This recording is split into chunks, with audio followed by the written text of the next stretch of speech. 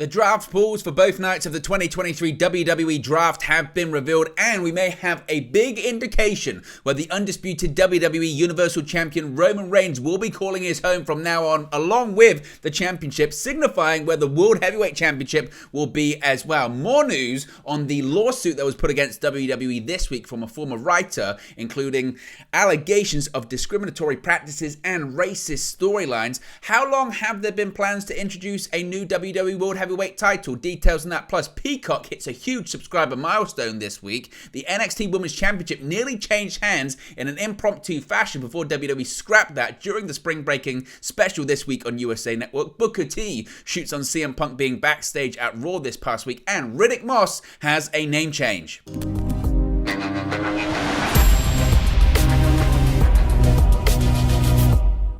Hey guys, welcome back to Wrestling News 365. Hope everyone is doing very well. As always, there are plenty of news stories to get into in the world of World Wrestling Entertainment. Again, the WWE Draft begins tonight live, right now SmackDown on Fox. Night one of the draft begins, and we now have an update on who will be drafted this evening, and then who will be drafted Monday night during Raw on USA Network. WWE has revealed the unique pool of superstars that will be eligible to be drafted when the 2023 WWE Draft kicks off tonight live on SmackDown on Fox. We are going to be doing a watch along and post show for that live here on the channel, so be sure to join us later on this evening. But according to WWE.com, get ready for things to shake up again as the draft returns. Night one begins this Friday on SmackDown, followed by night two next week on Monday Night Raw on USA. Each night of the draft will see a unique pool of superstars eligible to be drafted. They are as follows. Now, night one, tonight live on SmackDown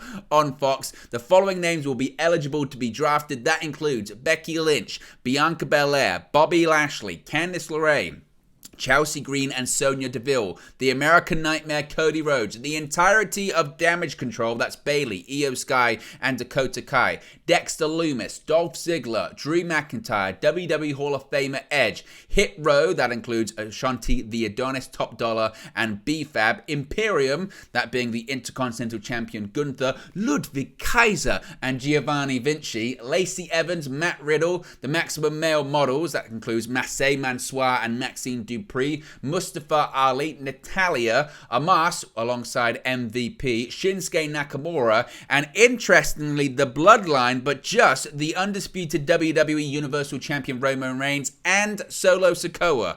More on the Usos in just a second. The Miz, the OC, which includes AJ Styles, Luke Gallows, Kyle Anderson, and Michin Mia Yim. The Street Profits, the Viking Raiders, Eric and Ivar with Valhalla, and select NXT superstars.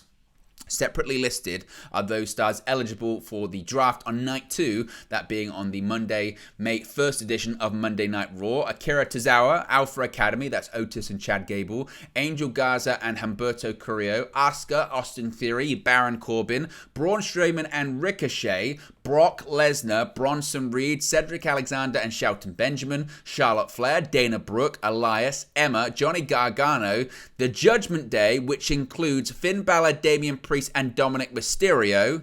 Interesting. Karrion Kross along with Scarlett, Kevin Owens and Sami Zayn, LA Knight, Liv Morgan and Raquel Rodriguez, Nikki Cross, Piper Niven, Rhea Ripley, Rick Boogs, Riddick Moss, Ronda Rousey and Shayna Baszler, Seth freaking Rollins, Shotzi, Tamina, Tegan Nox, the Brawling Brutes, which is Sheamus, Ridge Holland and Butch, the LWO, which is Rey Mysterio, Santos Escobar, Cruz del Toro, Joaquin Wilde and Zelina Vega, the New Day, which is Kofi Kingston and Xavier Woods, the Usos, Jimmy and Jay Uso, again separate from the Bloodline, who are going to be drafted on night one, Trish Stratus, Xia Li, and once again select NXT superstars. Now, what does this mean about Roman Reigns? Well, there's a potential big spoiler involved in all of this. Now, given the current staging and standing of Roman Reigns on the roster, with him being undisputed WWE Universal Champion and unbeaten for years now, it would be a shock if Roman Reigns is not the first draft pick. Now, there could be a huge spoiler in that, because in years gone by, since Raw is a longer show than SmackDown and therefore needs more people on the roster, Raw has always got the first pick in batches of 5. It goes Raw, SmackDown, Raw, SmackDown, Raw. So unless the format changes this year, the most likely situation could be Roman Reigns ending up on Monday Night Raw. Now, there would of course be ways out of that if he has to stay on SmackDown, such as some kind of angle or a trade or just picking out someone else as a shock. But on paper, if you're looking at it logically, Roman Reigns would be the most likely outcome, unless Monday Night Raw say, Roman Reigns be damned, we want Cody Rhodes as the first pick, and maybe that's what they do. But a lot of people are looking into that saying, wait a minute, does this mean Roman Reigns is going to be the first pick, and is he going to be on Monday Night Raw? Certainly, that's very, very interesting. Now, as I mentioned, when it comes to the draft pools as well, Roman Reigns and Solo Sikoa are eligible to be drafted on night 1, but the Usos are not. Instead, the Usos are only eligible to be drafted on night 2, which is on Raw this coming Monday. Now, that, of course, doesn't necessarily mean they'll be drafted to different brands, but it is interesting to note that they won't be able to be drafted as a 4-man unit. Whether they get split up or not, you'd think there'd be some kind of storyline that plays out with that in mind, even if it's just to add suspense over the 2 nights. Even though they can't be drafted tonight, the Usos, of course, will be on SmackDown, challenging Kevin Owens and Sami Zayn for the undisputed WWE Tag Team Championship in a WrestleMania 39 rematch. There'll be a lot of eyes on that match since, of course, Night of Champions is coming up in Saudi Arabia on May 27, and Zayn and Owens don't travel to Saudi Arabia for those shows, so either the tag titles will not be defended on that show, or there will be a title change before them, which could obviously be tonight. So certainly, that's really interesting as well. Now, as we saw on both nights of the draft, select NXT superstars are eligible to be drafted. We don't know which select NXT superstars. They're being kept a secret for now, so certainly there could be a surprise during both broadcasts. Now, it's interesting because Sean Ross Sapp of Fightful Select has provided some really interesting updates when it comes to NXT's role in this draft. Now, it's important to note that nothing is set in stone, and we have seen changes all the way up to 1 hour before the show, particularly now that Vince McMahon's back. But one name, according to Sean Ross Sapp of Fightful Select, that has been rumored is Ilya Dragunov. He was a name that was pitched to potentially join the main roster in the draft. Fightful Select can confirm PW Insider's report that Pretty Deadly were also pitched as well. Tyler Bate has been pitched per WRKD Wrestling. Cameron Grimes has been considered for a main roster call-up for months and actually worked a SmackDown taping in February. When Fightful asked about his status, they were actually told that WWE doesn't have NXT talent work the SmackDown tapings, already suggesting that he's already a main roster talent. Instead, NXT talent regularly works WWE main event tapings before Monday Night Raw. As of late, we've seen tons of talent at varying degrees of experience appear on those tapings. Sources familiar with the situation said that it's to add intrigue to the main event show, get talent reps in front of a bigger non-Florida TV crowd, see how they work on main roster television, and evaluate the talent working with veterans. While it isn't an indication that a call-up is even being considered, it can go a long way with a good performance. But it's worth noting that just because an NXT talent is working tapings or dark matches doesn't mean they're primed for a call-up. Of course, infamously, both Dakota Kai and Bronson Reed were regularly at main event roster tapings before they even got released the first go-round. Of course, that was with Vince McMahon really controlling everything. But what's different? What's different about that? So again, that's really, really interesting as well. Now, I mentioned as part of the draft pool, the OC were involved in that. There have been some omissions with people not being listed in the draft, the likes of Randy Orton, Bray Wyatt, Alexa Bliss, and others. But interestingly, one group that has been included is the OC.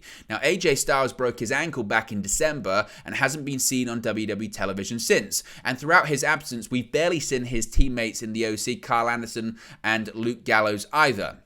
It's pretty evident that plans for Anderson and Gallows were pretty reliant on Styles being around, so without him, they just haven't been used. However, there was a fourth member of the OC, that being Michin Mia Yim, who returned to WWE by joining the faction to combat the Judgment Day last year, with the idea of Yim being a female equalizer for Rhea Ripley. Unlike Gallows and Anderson, we have seen Yim a fair bit on WWE television throughout Styles' absence, and she hasn't been featured alongside the other members of the OC, making it seem like it might have been just maybe a temporary alliance compliance to ease her back onto the roster. However, as I mentioned, the WWE Draft eligibility announcement lists the OC being able to be drafted as a 4-person unit, and that does actually include Yim, meaning officially she is still a member of the group. So again, it's going to be really interesting to see if indeed the OC make an appearance during the draft or anything like that. But what are your thoughts? Where is Roman Reigns going to head up? Who do you think is going to be the first draft pick? What are your thoughts on the draft pools? What NXT superstars do you think will get called up? Let me know your thoughts in the comment section below. As I mentioned,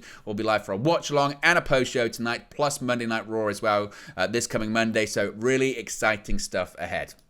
Now, let's switch gears here and talk about another big story this week. This was this lawsuit against WWE and Vince McMahon.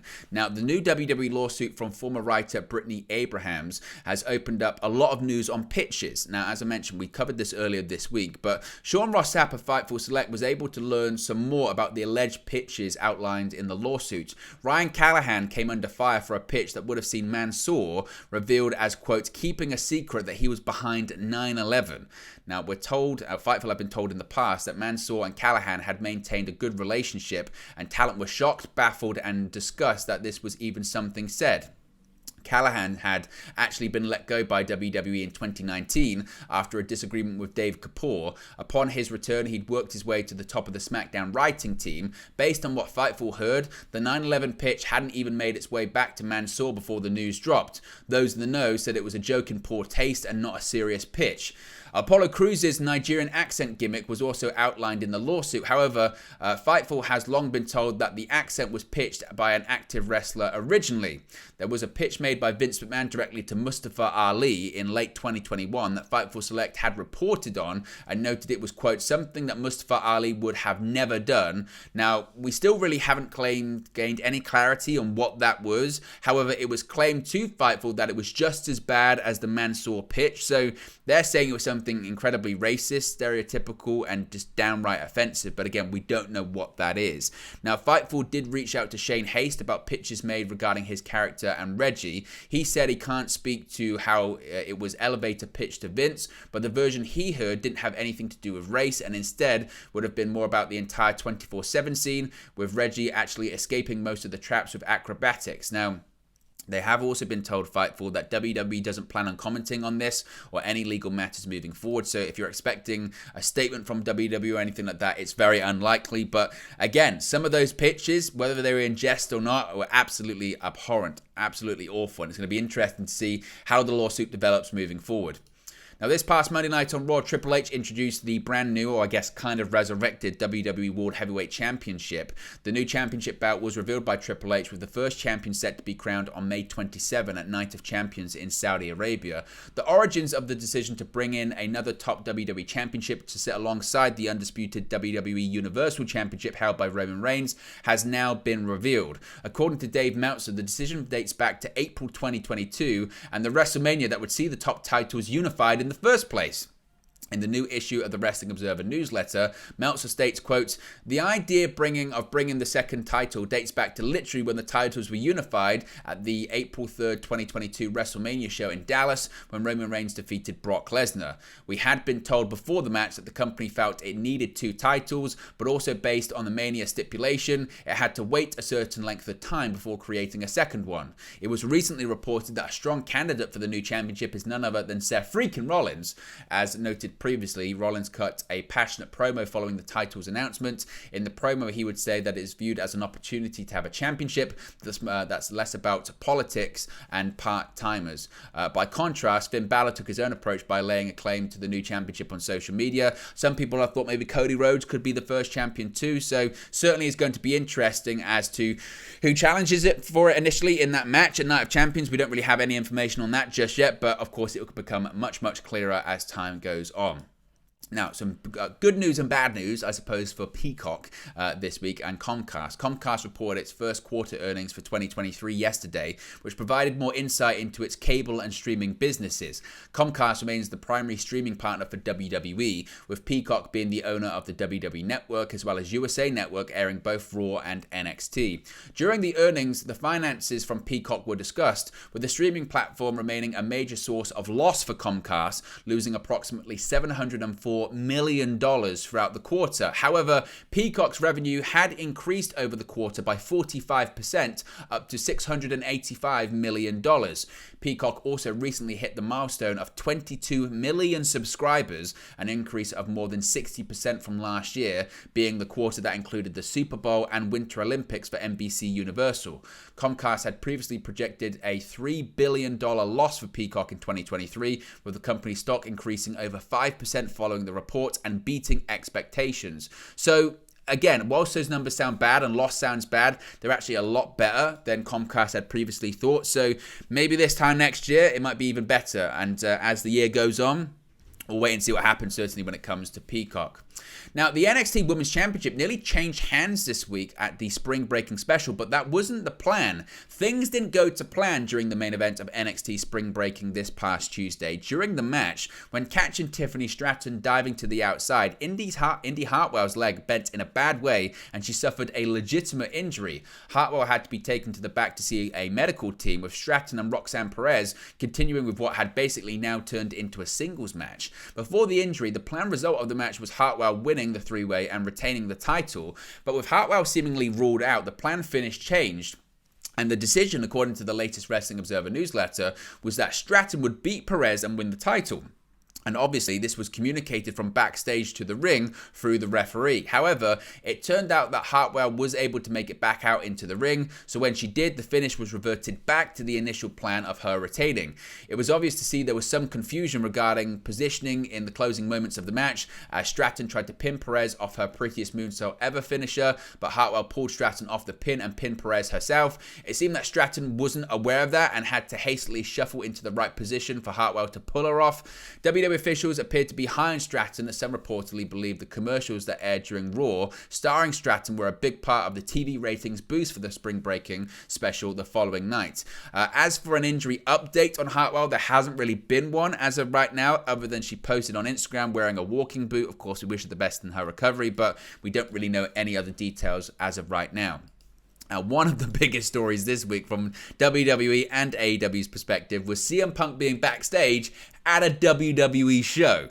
With rumours of a potential CM Punk return to AEW set to take place in June, he has once again become the talk of the wrestling world. The scheduled meeting between CM Punk and Chris Jericho ahead of his AEW return took place over this past week, which reportedly went well. But before that report came out, Punk was spotted backstage at this week's episode of Monday Night Raw in Chicago, where he allegedly spoke to several WWE stars, including The Miz and Triple H, who he has had previous issues with, before being asked to leave at the request of Vince McMahon. WWE Hall of Famer Booker T gave his thoughts on Punk being backstage at the show on his Hall of Fame podcast, where he said that Punk has disparaged the company in so many ways over the past 7 years. He said, quote, CM Punk isn't the type to want to go and just say hi. What's behind it? What does that mean? I don't know, man. Over the last 7 years, CM Punk has disparaged WWE in so many different ways, it's not even funny. So many different ways.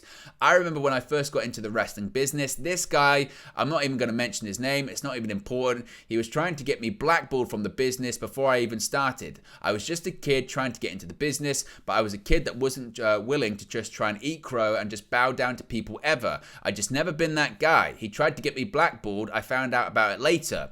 I remember when I became World Heavyweight Champion, we had a show at the Summit, which is now Lakewood Church in Houston, Texas. I saw this guy in the building. You know what I did? I told security to bounce his ass out of there. You know what security did? They bounced him right up out of there, because that's the way I really felt about the guy. I'm sure after everything CM Punk said about this company, a lot of people probably feel that same way about him. I was out of WWE years when I left that company. You're not going to find any promos. You're not going to find any disparaging words, because it's a bridge that I may want to cross back over one day. Why burn bridges and not just burn them, but take C4 to them? So Booker T, he's saying, are there any ulterior motives? And CM Punk still has a lot to making up to do in the eyes of WWE. But as is always the case, everyone always goes back.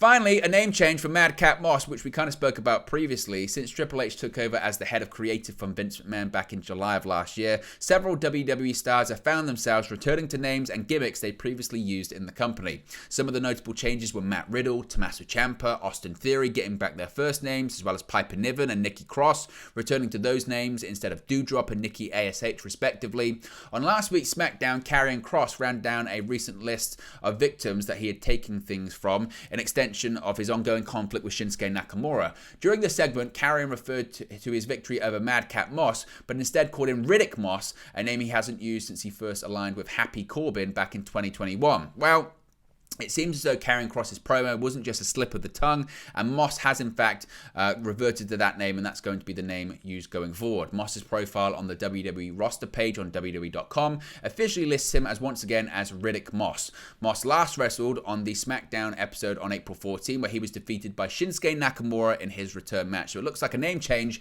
for Riddick Moss. But there you go, guys. It's the latest WWE news for you. Be sure to smash the like on the like button. Be sure to subscribe, bottom right hand corner. Remember, you can join the WN365 roster by clicking that join button, and I'll speak to you again very, very soon. Hey guys, thank you for watching, listening, streaming, or however you come across this video today. Be sure to click on the video on the right there to watch our next video, or click the bottom there to subscribe, or the bottom right hand corner. Thank you very much, and I'll speak to you again very soon.